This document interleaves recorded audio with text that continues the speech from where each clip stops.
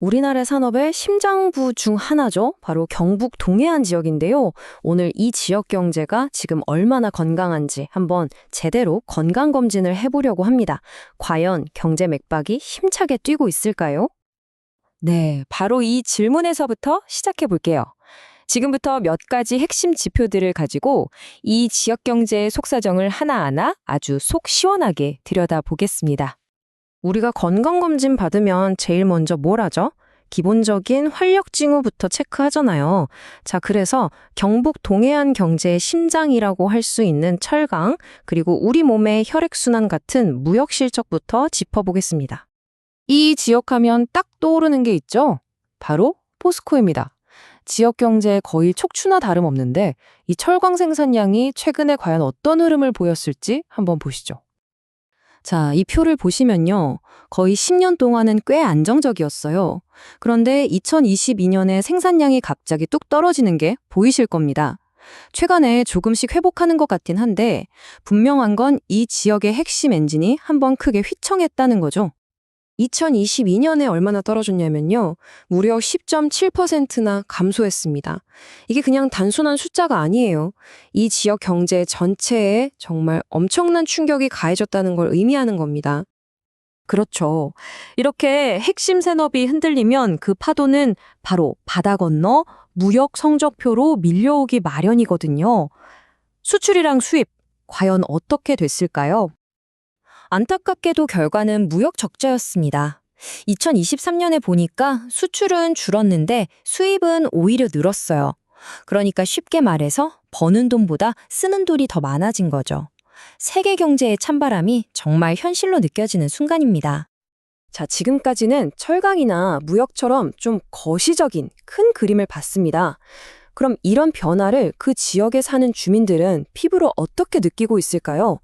이제 시선을 안으로 한번 돌려보겠습니다. 소비와 건설, 그러니까 내수 시장의 맥박을 직접 짚어볼 시간이에요. 우리가 보통 경제가 어렵다고 하면 그건 결국 사람들이 지갑을 잘 안 연다는 말이잖아요. 과연 이 지역 주민들은 소비에 자신감이 있을까요? 체감 온도를 한번 확인해 보겠습니다. 와, 소매 판매의 흐름을 보면요. 이건 뭐 거의 롤러코스터를 타는 수준입니다. 잠깐 주춤했다가 2023년에 확 살아나는가 싶더니 곧바로 다시 성장이 딱 멈춰버렸어요.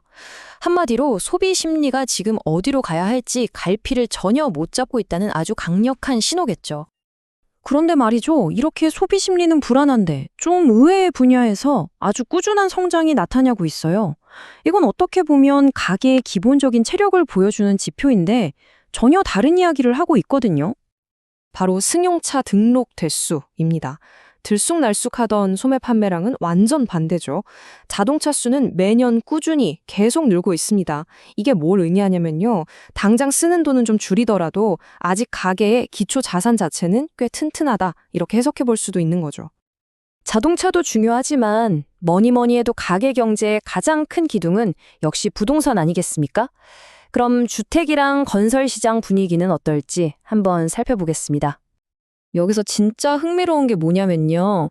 이 지역의 대표 도시인 포항이랑 경주의 분위기가 완전 다르다는 거예요. 포항 집값은 아직도 2.2%나 떨어지면서 냉기가 여전한데 경주는 하락세가 거의 멈추고 안정세에 들어섰습니다. 같은 동해안 지역 안에서도 회복 속도가 이렇게나 차이가 나는 거죠. 하지만 앞으로의 건설 경기를 보여주는 지표는 좀 충격적입니다. 2023년에 새로 지어도 좋다고 허가해준 면적이요. 그 전년도에 비해서 말 그대로 반토막이 났습니다. 무려 50.7%가 급감했어요. 건설 시장이 정말 꽁꽁 얼어붙었다는 뜻이죠. 자, 지금까지 여러 항목들을 쭉 살펴봤습니다. 이제 이 결과들을 모두 모아서 경북 동해안 경제에 대한 최종 진단서를 한번 써봐야겠죠? 최종 진단 결과는 이렇습니다. 핵심 엔진인 철강은 휘청거리고 있고 무역 수지는 적자로 돌아섰죠. 지역 주민들의 지갑은 닫히고 있고 건설 시장은 얼어붙었습니다. 한마디로 여러 부문에서 주의 경고등이 깜빡깜빡 켜진 상태라고 할 수 있겠네요. 이 진단 결과를 보니까 한 가지 메시지는 아주 분명해 보입니다. 이제 더 이상 과거의 성공 공식, 그러니까 전통 산업에만 기댈 수는 없다. 뭔가 새로운 성장 동력을 반드시 찾아야만 한다는 거죠. 그럼 그 새로운 성장 동력은 대체 어디에 있을까요? 어쩌면 그 힌트가 이 숫자 안에 숨어 있을지도 모릅니다. 220만. 이게 뭐냐면요. 2023년 한 해 동안 경주 보문단지에서 숙박한 관광객 수입니다.